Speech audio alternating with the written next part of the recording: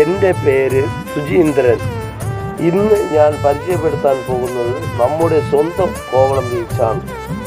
രാവിലെ 8 മണി തൊട്ട് 10 മണി വരെ കോവളം ലീലാ ബീച്ചിൽ വന്നു കഴിഞ്ഞാൽ കല്ലുമ്മക്കായും ശംഖും പച്ചമീനും ലഭിക്കുന്നതാണ്.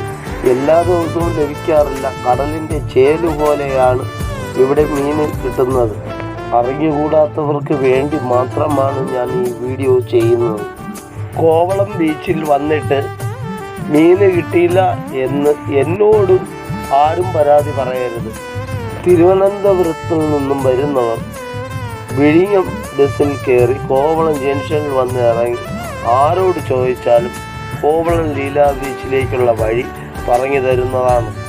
കാട്ടാക്കട വഴിയോ നെയ്യാറ്റിൻകര വഴിയോ വരുന്നവർ വിഴിഞ്ഞം തിരുവനന്തപുരം ബസ്സിൽ കയറി കോവളം ജംഗ്ഷനിൽ ഇറങ്ങി കോവളം ലീലാ ബീച്ചിലേക്കുള്ള വഴി ചോദിച്ചാൽ പറഞ്ഞു തരുന്നതാണ്.